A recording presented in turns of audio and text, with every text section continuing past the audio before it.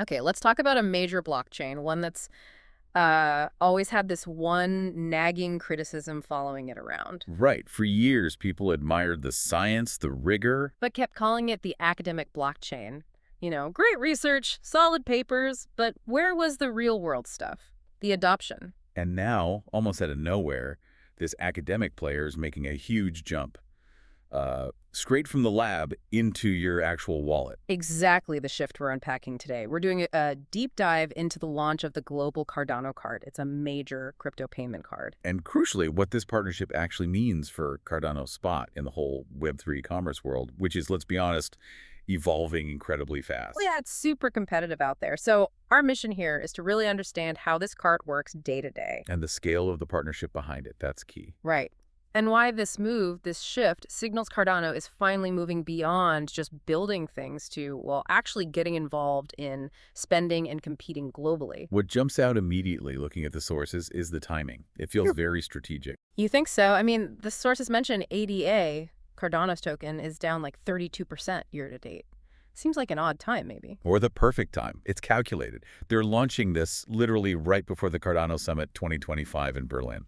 That's November 12th and 13th. Ah, okay. So it's not just, here's a new product. Not at all. It's a narrative reset. They're taking this, frankly, pretty bad market performance and trying to spin it into a huge PR win. Like tangible proof against those old criticisms about slow delivery, no real utility. Exactly that. It's a direct answer. Okay, so let's get into the card itself then. What actually is it? We know it connects to ADA, obviously, but also, what, over 685 other crypto assets? To Visa. Yeah, to Visa's global network. So if I'm, buying groceries or something, how does that work for me? Is it just another complicated crypto debit card? Well, they've designed it to be much more than that. It's positioned as a multi-chain financial tool. Think of it like a compliant bridge. A bridge between what? TradFi and DeFi. Precisely. Between the centralized world, Visa, and the decentralized landscape. Okay, but the actual transaction, paying for those groceries, how quick is that conversion? Is it clunky? The goal is frictionless.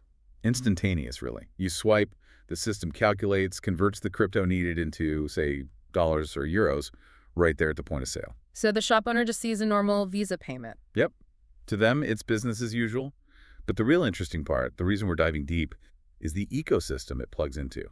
It's a hybrid. Hybrid ecosystem. What does that actually mean for someone holding the card? It means you're not just spending crypto. You can manage your DeFi stuff directly from the same platform. Oh, really? Like what?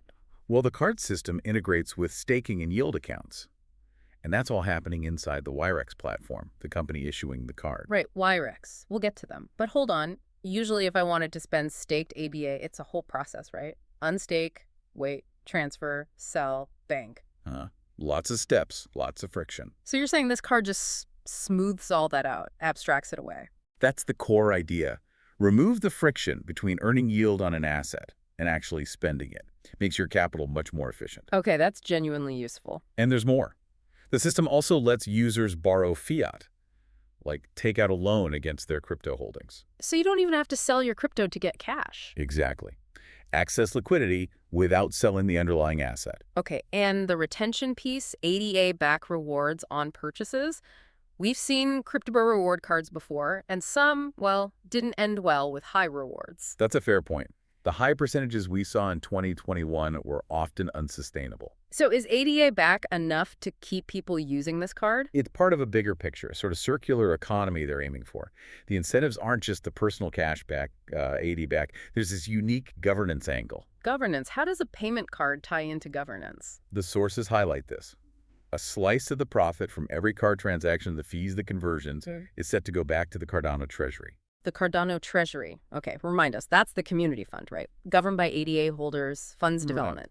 Spot on. Community funded, community governed. So every time you use this card for, I don't know, coffee, gas, whatever. You're not just getting rewards, you're also kicking a little bit back into the Cardano ecosystem itself. Precisely. You're directly funding future development, research, the whole network's growth. It links everyday spending directly to network health. That is different. It makes the card more than just a way to spend. It's like an economic engine for Cardano. Exactly. It shifts it from just being a consumer gadget to a core piece of the ecosystem's financial plumbing. So if you put it all together, it's competing with cards like Coinbase Card or Crypto.com Visa on the spending front. But with potentially deeper DeFi integration, plus this unique governance feedback loop that those others don't really have. It's a hybrid play.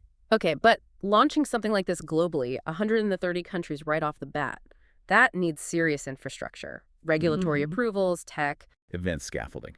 And Cardano, being fairly decentralized, couldn't realistically build all that compliant stuff overnight. Which brings us to the partnership. EMURGO, one of Cardano's founding groups, teaming up with Wirex. Who is Wirex? What do they actually bring to the table here? Wirex is absolutely crucial. They are the infrastructure piece, they're a regulated digital payments platform, and they've been around operating at scale. Scale meaning? Well, their numbers are pretty impressive. They already have something like 6 million users. 6 million, wow. Across how many countries? 130 countries. So boom, Cardano gets instant global reach. That's the fast track you mentioned earlier, no need to build country by country? Absolutely. And it's not just reach, it's proven capability. Wirex has already processed, get this, over $20 billion in crypto to fiat transactions. $20 billion. Okay, so they know how to handle volume and presumably the complex regulations involved? Exactly. They bring the scale, the licenses across different regions, the reliable tech stack, it's all there. So Cardano is essentially outsourcing the hard parts, the compliance, the banking links, the actual card issuing, leaving that to Wirex. That's a good way to put it. It's smart outsourcing. It lets them skip years of painstaking work trying to build a global compliant financial product from scratch. A leapfrog maneuver, you called it. Yeah. They're leveraging Wirex's existing machine, Visa integration, bank partners, crypto on-ramps. It's all operational at scale already. And that quote from the EMURGO CEO, Philip Pon, seems to capture this. He called it a fintech bridge between traditional finance and on-chain finance. That phrasing is very intentional, I think. It's not just for crypto diehards. They're actively building paths for mainstream users, maybe people in TradFi who are curious about Web3 or DeFi spending but want something, compliant and easy. This really feels like the point where the story flips, doesn't it? That old academic blockchain criticism. Right. Great theory, great papers, but slow on adoption, poor on tangible products people can actually use. How is this card the definitive answer to shut down that criticism? Because its utility you can literally hold in your hand and use at a checkout. It's hard to call a project purely academic when its ecosystem is buzzing with transaction fees, rewards, and funding its own governance every time someone buys a latte. It's visible, tangible proof. Demonstrable proof of work right there at the point of sale. And the benefits for the Cardano network itself seem pretty strategic, beyond just silencing critics. Oh, absolutely. 3 big wins jump out. First, massive brand visibility. Cardano's name is now effectively at checkouts worldwide. Second, User lock-in, or retention maybe. The integrated DeFi tools within Wirex, staking, borrowing, spending, all in one place. Why would you leave? makes sense. And third, That sustainable revenue stream we talked about. The staking integrations, the treasury contributions. It creates a continuous flow back into the ecosystem. okay, but this also puts Cardano in a different weight class, competitively speaking. It changes who they're up against. Totally. This move firmly plants Cardano's flag as a payment network, not just another platform for smart contracts and dApps. So they're going head-to-head with. Directly against the established players in Web3 commerce. Think Ethereum's Layer 2s, which are pushing for payment solutions. Think Solana Pay and its slick integrations. Like the Shopify one. Exactly. And Polygon's Web3 commerce stack, remember their pilot with MasterCard last year? That's the arena Cardano just stepped into. So the sources highlight these specific examples, Solana Pay, Polygon, MasterCard. Yeah, to show this isn't theoretical, Web3 payments are happening now. Cardano's jumping off the research bench and onto the field, competing for real global payment volume. Speed and utility are the name of the game now. But let me push back a bit here.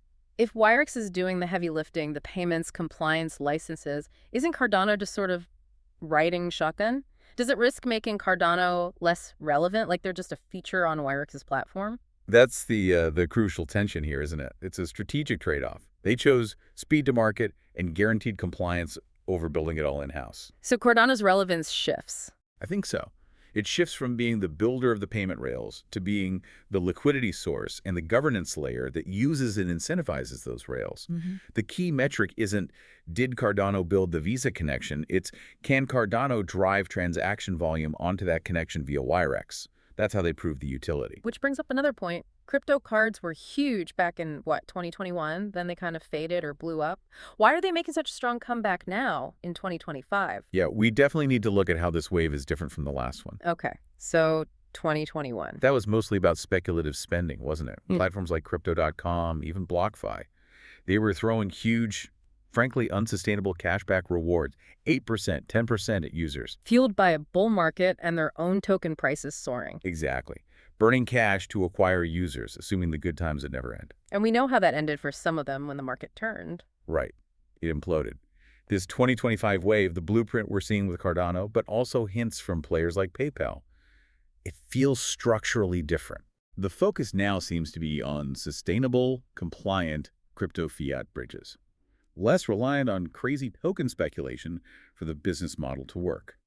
So the big shift is better regulation and a focus on financial stability. Is that it? I think that's a huge part of it. Global regulators have, well, maybe not perfected things, but they've certainly matured. There's more clarity, especially around stablecoins, custody. So these cards aren't just novelties anymore. They're aiming to be mainstream, compliant on-ramps to Web3. Serious financial tools, not just market-dependent gimmicks. And you see signs of this acceptance in traditional finance too, right? The big players are finally dipping their toes in carefully. That's the validation, isn't it? Look at PayPal integrating its stablecoin, PYUSD, or moving ahead with broader checkout integrations for crypto. Big conservative companies are getting comfortable building compliant digital asset infrastructure. So the Cardano card, using Wirex's regulated setup, is basically riding that wave of acceptance. Capitalizing on it, exactly. It feels like this could be a real blueprint for how DeFi actually integrates into daily life, not through wild speculation, but through steady, compliant, sustainable usability. Okay, so wrapping this up, what does this all mean for you, the listener? Cardano, working with EMURGO and Wirex, has pulled off a major move. They've instantly boosted their global reach and utility. Yeah, leveraging a platform that already has 6 million users, $20 billion processed, it's a massive shortcut to scale. And it sends a really clear message. The focus isn't just research anymore. The target is the everyday checkout lane. And connecting that to the bigger picture, the ultimate goal here is driving transaction volume, growing the ecosystem. This launch isn't just about the card. It's about attracting developers, payment dApps, maybe even enterprise partners to build on these new compliant payment rails. Right. So the final thought, the question for you to mull over is this. Cardano has decisively stepped away from that academic label. They've prioritized compliant, global payment infrastructure, even if it means relying heavily on a partner like Wirex. Has this given them an edge? An edge over rivals whose own layer 2s are maybe still fighting through the regulatory maze, trying to build similar real-world integrations from the ground up. Exactly. Is outsourcing the friction, the compliance headache, the fastest way to capture market momentum in the Web3 payments race? It's something to think about, especially where you see the future of everyday crypto spending heading.